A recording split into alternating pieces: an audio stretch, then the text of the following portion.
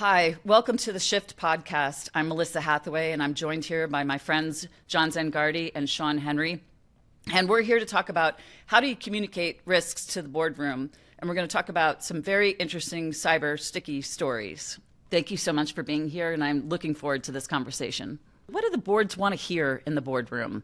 What do they want from the CISO and to hear about the digital risks? You know, anytime I think about talking to the board, it always starts with risk at a high level. I think the board many times hears that there's a lot of issues. They talk to friends at dinner. They hear from other boards that they're on that this is an issue, but they don't necessarily have the granular understanding, and they don't need the technical understanding. I think they just need to understand who are the actors, what is it that they're exploiting, and most importantly, what is the impact? And if they can get their arms around that, then they can begin to understand how the company is better preparing themselves, how the CISO is really securing the enterprise to mitigate risk. Board members know what risk is, whether they're in the financial services sector or they've been dealing with risk their entire lives. They're professionals. And if you give it to them in that term, it's a great way to start to level set and provide a framework for which there can be much deeper conversations about how the company's getting better to secure the enterprise. So I sit on a few boards, and I think everything that Shawn just talked about makes complete sense. So the person who's receiving it, what I really like is part of the audit and risk committee that the CISO comes forward during that meeting and lays out the story as Shawn's talking about for the board to hear as part of that audit and risk committee meeting. It's really important that he covers the risks. He covers, hey, what is the probability of that bad thing happening, and what's the consequence, right? In normal English business terms, does this affect our brand, our reputation? But also talking through for the entire board how he might handle those things. So generating an awareness for the board of the risks he's dealing with in a language that they understand. Because you can't expect every board member to be an expert in IT. Right? So there are some blind spots, and I think it's the role of the CISO to start illuminating those blind spots. I sit on a few boards and I brief a lot of boards. I always look at it as this is not an IT issue, it's an enterprise risk issue. And we have to be thinking about this, that all businesses are digital businesses. And how are we going, what is the health of the business today? And thinking about those key business terms of how do you actually communicate what's at risk from a P&L perspective. And I think that a lot of our professionals in this field think about it as just a technology issue, and they're not actually translating. If this particular business critical system goes down and it's in this particular P&L, that's going to cost us this amount of money per day. And getting to those business terms. Have you found to have successful pieces of that, Shawn? I think that it's become much easier in recent years. Ransomware has made that available to everybody. They can see when ransomware hits a particular company and the company is down for 2 days or 2 weeks or 2 months and what the cost of that is, and that's often publicized. We've seen some recent examples with Jaguar in the UK, domestically in the US, many times different companies that have been impacted that way. I think the CISO's role is to enable the business. You enable it primarily by securing it, but you've also got to ensure that you're not restricting or constricting functions. I think that when that risk that we're describing here is effectively communicated, then the board and other executives as part of the operations, they have a much better understanding and appreciation, and they're willing to make adjustments if they recognize what the long-term impacts will be. So quantifying it is becoming easier because the data is much more prevalent nowadays. So Shawn, let me add to that a little bit. Trust. It's something that is hard to get, easy to lose, right? And the first time a bad thing happens, for that CISO to show up and start talking about the bad thing and the risk, that's too late. There isn't trust. Trust is built up through interaction, right? Where he comes in, the board's familiar with him, they know his or her approach, they're used to dealing with that person, they've seen the behavior that results from that. So when that bad thing happens, right, which is going to happen to everybody because IT is ubiquitous, it is in every company everywhere these days, you want to make sure that there's an element of trust between the person talking to the board about risk and the board. And also in all of this, the CEO is ultimately responsible. So even though I'm talking about this is something the CISO should do, the CEO is responsible for this ultimately. So, but it's not just the CEO or the CISO or the CIO or the chief data officer. It's a broad accountability. So how do you get to that fluency that this is all about the business, and you're bringing in the chief privacy officer, you're bringing in the IT organization, you're bringing in the digital transformation team. The CEO can actually translate things to the board, and it become really kind of that team accountability versus an individual accountability. So I think that when you talk about accountability, there has to be a human who owns accountability. In this case, maybe it's the CISO who owns it, but it needs to be represented, and everybody in the organization needs to recognize and understand that it is a team sport and everybody owns a piece of it. Everybody's accountable, and a significant breach or a significant incident is going to impact everybody in that organization. So there certainly is shared responsibility and liability. But the CISO, I think you have to have a person who owns it, who helps to provide the strategic direction, who's responsible for ensuring that actions are taken and the strategy is successfully executed. But without a doubt, it is a whole of company response, not just the executives, but every single person in the organization, because they're all users. They're all touching the keyboards. They're all handling data. They're all responsible for populating databases one way or the other. Everybody needs to recognize and understand. My organization, security first. We're leaning in, and everybody recognizes that a breach is going to have a catastrophic impact on everybody as a group. So that's well said. There needs to be a single point of accountability, the person who's responsible that you go to, who's coordinating the exercise. But a lot of boards will have an executive session where company members and the CEO will not be present, and there'll be a discussion there. And sometimes where boards lack expertise is in the cyber space, is in the IT space. And I think it's important that boards also have that expertise on the board. And I say this sarcastically, and don't take it as bad. Going to an NACD course on cyber does not make a board member an expert in this particular area. I think it's really helpful for a board to have someone there that when something happens and they're in executive session, that there's someone on the board who isn't in the company, where there may be a little breakage of trust, who can do that translation and bring it to the board in a way that's more understandable or help them frame the questions they're asking.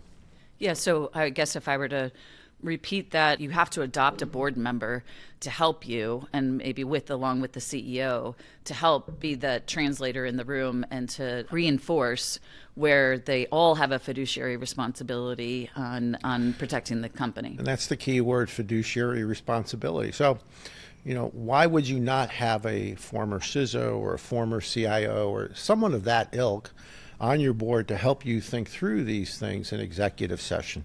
Agreed. Okay. So when you start to think about this, I always, when I want to frame kind of like the what's going on, it's the what's happening. We got ransomed. The so what, we're completely offline, and it's costing us a lot of money per hour per day of being offline. And as you said, Shawn, there's a number of examples where we're watching companies who have been offline now for almost 3 months and can't support. They're not paying their suppliers. They're not selling their product, etc. And then it's the now what? Now what do we have to do about it? How do we get in this situation? And so if you could start to talk about some of the metrics that you're finding useful of communicating that. For me, it's sort of the legacy hardware and software that's unsupported and 100% vulnerable 100% of the time. But what are some of the metrics that you find useful, Shawn? So I think that when you're providing metrics, the purpose of the CISO providing metrics is just, I believe, to show the board that there's progress being made in the overall security of the organization. So if last month we had X number of vulnerabilities that were left unpatched, we've narrowed that gap this month, and we're demonstrating why it's happening. And if it's not happening, then there needs to be questions asked. So metrics have to be measurable, and they have to be valuable in terms of demonstrating that there's growth in the program. I think things like the ability for the company to detect attacks, right? You have to have visibility into what's happening. So here's what we're able to detect. The speed in responding. What is the time to respond and remediate or mitigate after detection? Are we narrowing that gap? We've learned through AI and a bunch of other attack vectors that the inability to quickly identify detect, and narrow the gap results in a breach. That happens regularly. We've seen adversaries that have been on networks for months or years undetected. Those are some of the metrics. This vulnerability piece is critical. I really appreciate when you said something that's a legacy, it's not supported anymore, no patches, 100% vulnerable, 100% of the time. Are we okay with that? Because if we are, that's gross negligence if there is a breach. You knew it was vulnerable and you chose not to do anything about it, and it was exploited and it resulted in these consequences.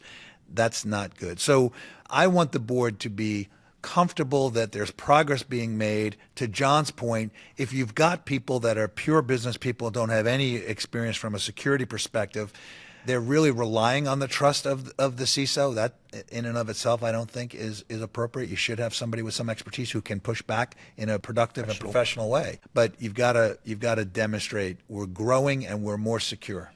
So I'd like to add, everything was said was fantastic, but I want to add one thing to it, and I think it sort of comes into training, and you guys have heard me talk about aviation too many times, but in aviation, when you go out and you have a bad flight or a mishap, you do a hot wash. You go back and look at the root cause of, like, this is what happened. And it could be a technical reason, it could be other reasons, but I think it's important that when that bad thing happens, that the board be brought in and have it explained to them, this happened, this is why it happened, this is how we recovered, these are the things that happened to us in terms of, hey, lost revenue, reputational damage, or whatever it is.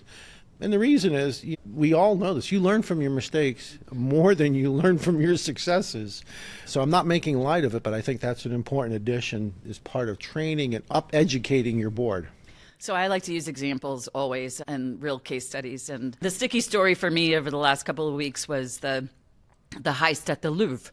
So we lose, $10 million in jewelry, or maybe it was even more than that, right? And so the Louvre was running unsupported hardware and software through the entire museum and knew it. And they had the passwords were Louvre and then Thales, which was the company that was supposed to be doing the security of it. So 100% vulnerable, 100% of the time with an easily guessable password, and boom, lost the jewelry. Do you have any of those kinds of sticky stories that are sort of like that you can use as examples? You can anonymize it of like, this was the bad day and it was material and embarrassing. Password was the Louvre? It was. I'm writing this up this week. I didn't know that. It's going to be in my newsletter this week. I don't think I have anything quite that embarrassing. I'm sorry. But, I'll come back to what I was talking about earlier. What do you learn from things? And I've had the privilege of watching a lot of cyber incidents over my career while in government.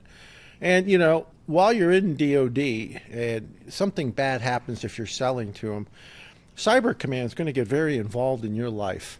The way you should handle it, because it's important that you handle it, is a manner of transparency to go, these are the mistakes I made. I'd hate to be able to say to Cybercom, well, our password was the Louvre, but you need to be able to go in there. The consequences are very high when you're selling to the government. That Cyber Command will issue a command task order that's basically a rip and replace, and all the components, the services will begin removing that.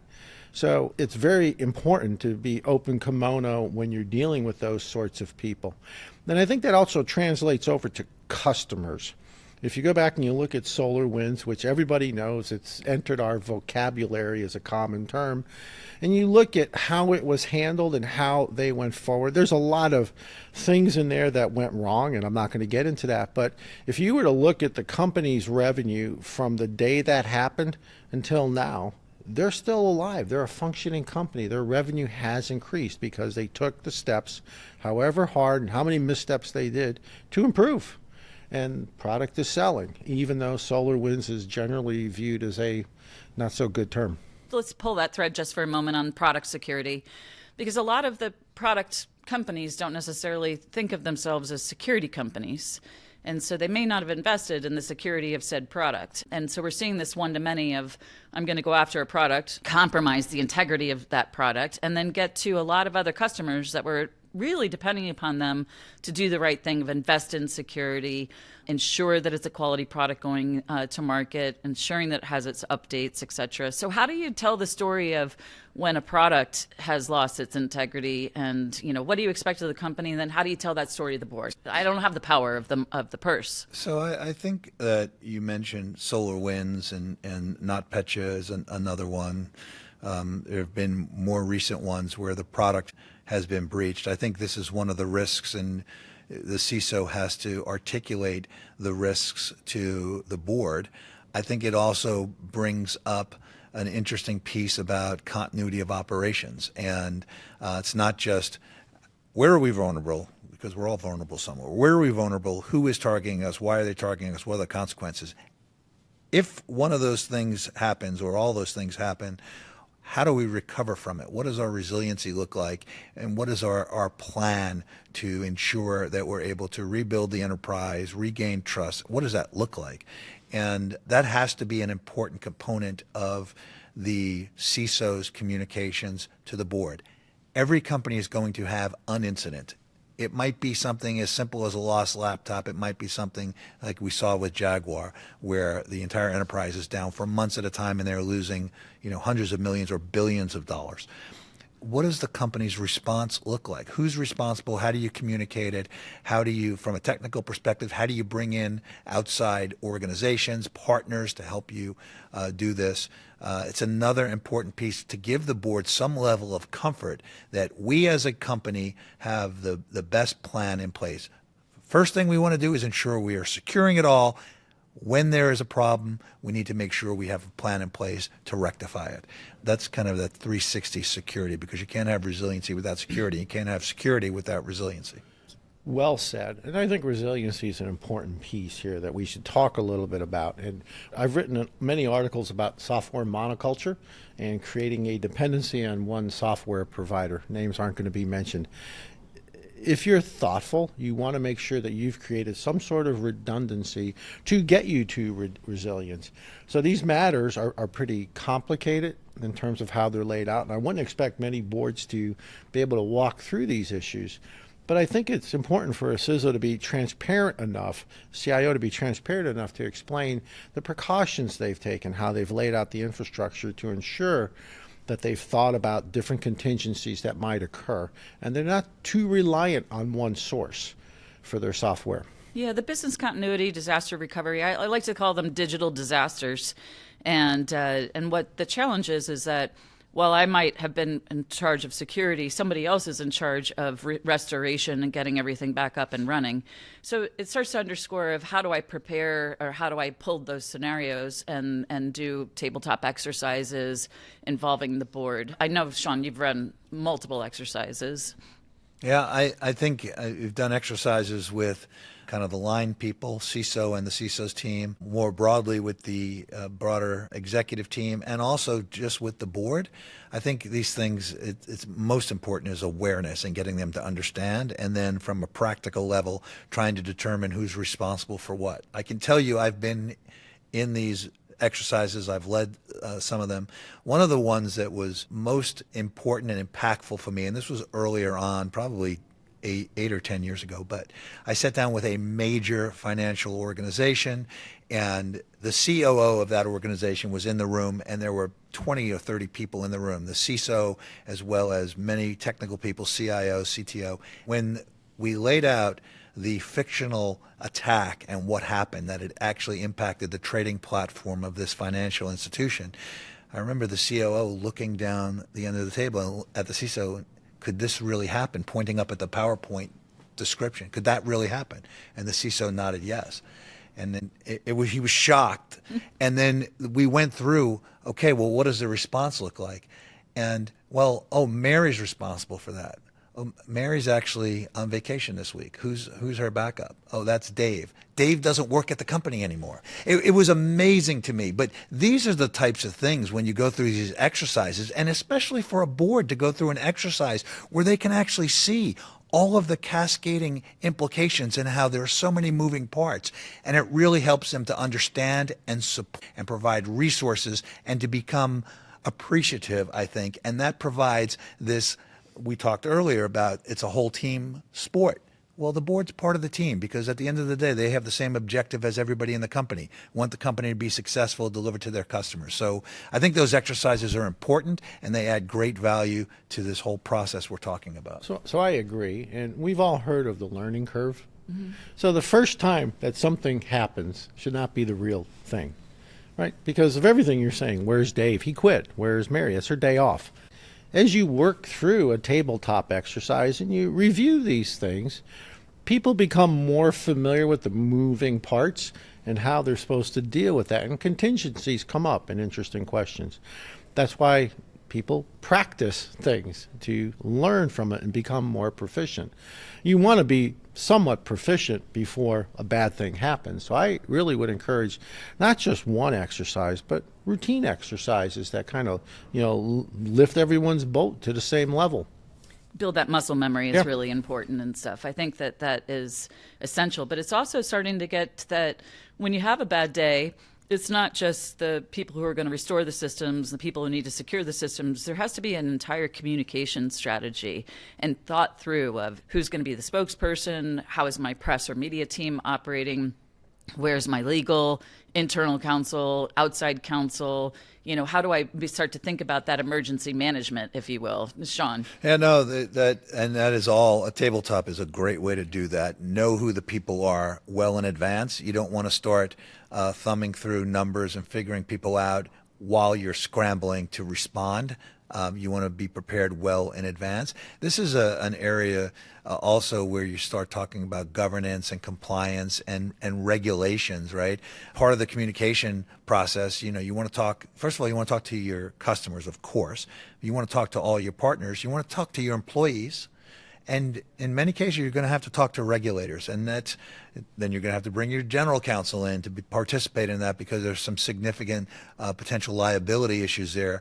That can all be gamed out in advance. It's not going to be 100%. It's not going to be perfect, but it is going to provide you with enough familiarity, a level of confidence. It's going to establish the relationships with these outside folks so that when something bad happens, and it will happen, depends on what degree it happens, you'll be able to respond. I can tell you that those that are best prepared successfully navigate through these, and those that are ill prepared are going to fail miserably. Well, and it's visible. If you haven't practiced it and you're the CEO, who what I would expect in many cases would be dealing with their major customers, laying it out, this needs to be done thoughtfully and as if you're a professional. So just responding without having been prepared leaves you in a lurch. And I think it's very apparent from how that's portrayed. It will also do damage to the company's reputation and brand.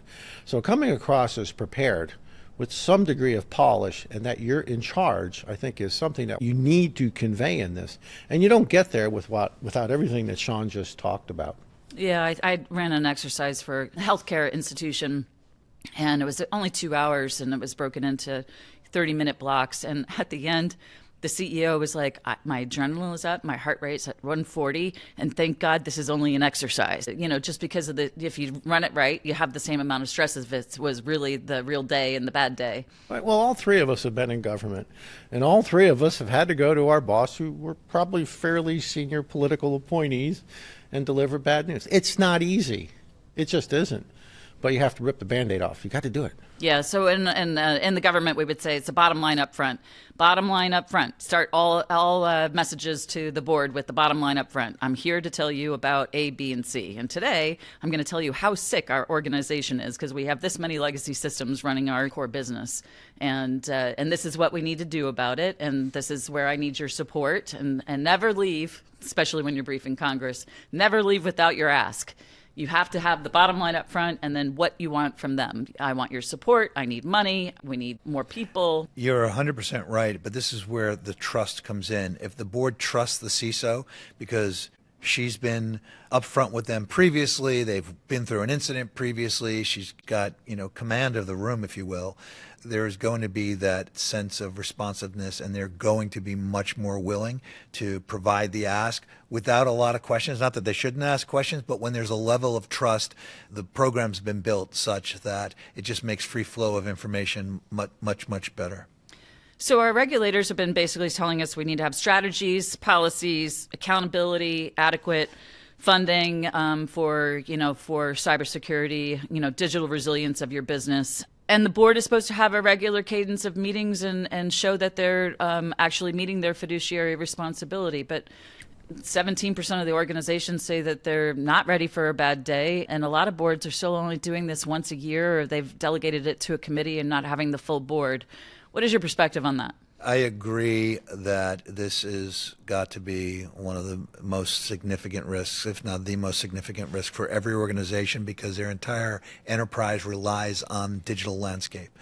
So therefore, as part of ERM, it's got to be something that's provided a lot of attention.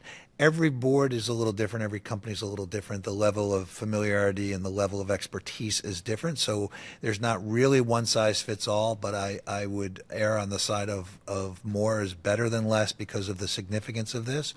I don't have an issue with a particular committee, the audit committee, as an example, being the responsible entity, and that the audit chair being almost matrix to the CISO, where the CISO has a direct line to pick up the phone and go over and talk to the audit committee chair if there's a problem. But I do believe that the broader board needs to have an appreciation and understanding, and that does require more frequent communication. So I'm like you. I'm not wedded to the audit committee, but I do think that's a logical place to put it, and it really depends on how the company wants to handle it. So there's no formula per se, but I guess there is a formula in that it should be connected to somehow in the board.